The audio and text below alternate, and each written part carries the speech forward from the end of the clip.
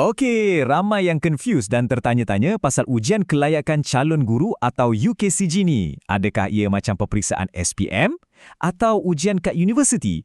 Jawapannya tak sama langsung.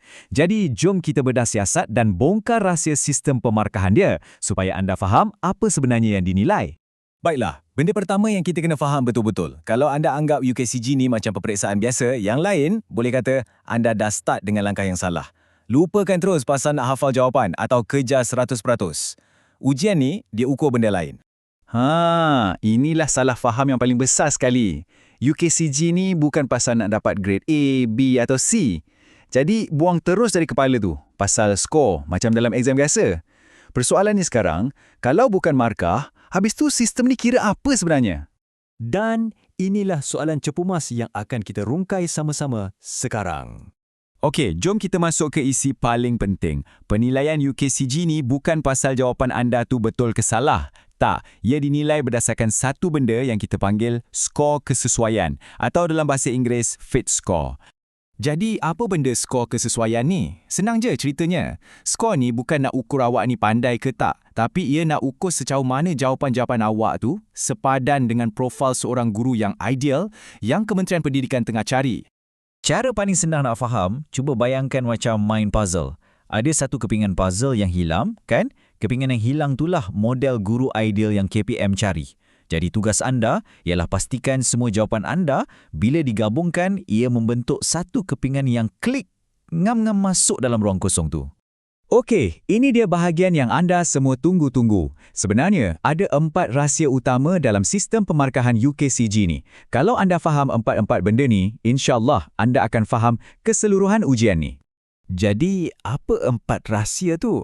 Pertama, nilai cikgu dalam diri anda. Kedua, konsistensi jawapan anda. Ketiga, tahap keyakinan anda. Dan yang keempat, yang paling penting, kejujuran. Jom kita kupas satu-satu.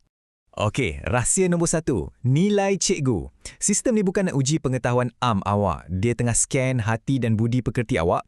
Adakah jawapan awak itu mencerminkan sifat-sifat macam sabar, tanggungjawab, empati? Lagi selari jawapan awak dengan nilai-nilai ni, lagi tinggilah skor kesesuaian awak. Rahsia nombor 2, dan yang ni, tolong dengar betul-betul. Konsistensi.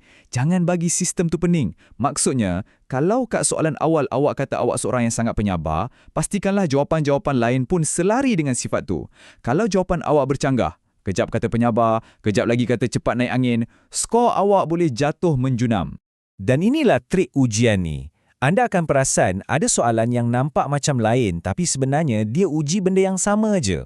Tujuannya cuma satu, nak uji sama ada awak ni konsisten ataupun tidak. Jadi, jangan kantoi. Kita sambung rahsia nombor 3, keyakinan. Sistem ni nak tengok sejauh mana awak pegang pada pendirian awak. Untuk nilai-nilai positif seorang guru, contohnya soalan macam saya percaya setiap murid ada potensi, jangan malu-malu, jangan segan-segan. Pilih jawapan yang paling kuat macam sangat setuju untuk dapat markah penuh. Tunjukkan yang awak betul-betul percaya dengan benda tu. Tapi, ada tapi dia. Ini membawa kita kepada rahsia nombor 4, jujur. Jangan sesekali ingat awak boleh tipu sistem ni. Dalam sistem ni, ada satu benda nama dia fake good detector atau kita panggil pengesan lakonan. Ia memang direka khas untuk kesan calon-calon yang cuba nak jadi malaikat, nampak sempurna dalam semua benda. Nampak tak? Kuncinya kat sini ialah keseimbangan. Awak kena tunjukkan keyakinan yang tinggi pada nilai-nilai teras seorang guru, tapi pada masa yang sama, tunjukkan yang awak ni manusia biasa, yang realistik. Kalau daripada A sampai Z semua awak hentam sangat setuju, sistem akan kesan, ini macam tak jujur je. Profil awak akan dianggap palsu dan skor awak pun akan jatuh. Okey, kita dah cover 4 rahsia tadi. Nilai, konsistensi, keyakinan dan kejujuran. Sekarang, jom kita tengok macam mana sistem menggabungkan semua ni untuk hasilkan profil akhir anda sebagai seorang guru. Cuba bayangkan ada satu corong penapis macam kita tapis santan tu, tapi ada 3 lapisan. Lapisan paling atas, sistem akan tapis dulu. Jawapan awak ni ada ciri-ciri seorang guru tak? Dah lepas, dia pergi lapisan kedua. Jawapan-jawapan ni konsisten ke tak? Dan lapisan terakhir, paling penting, profil ni nampak realistik ke atau dibuat-buat? Apa yang lepas ketiga-tiga tapisan nilai yang akan jadi profil sebenar anda? So, nak pendekkan cerita, inilah beza antara profil yang lulus dengan yang gagal. Profil yang lulus, dia selari dengan ciri guru, konsisten, ada pendirian dan paling penting, jujur. Manakala profil yang gagal pula, selalunya sebab jawapan dia bercanggah, banyak sangat jawab neutral atau yang paling teruk, cuba berlakon jadi sempurna. Jadi kalau ada satu je benda yang anda kena ingat dari semua yang kita bincangkan ni, tolong ingat yang ini. UKCG bukan tentang kira berapa banyak soalan anda jawab betul. UKCG kira siapa diri anda sebagai seorang guru. So, sebagai penutup, nasihat saya mudah je. Jadi diri sendiri dan sentiasa konsisten. Biarkan jiwa pendidik dalam diri anda tu yang menyerlah.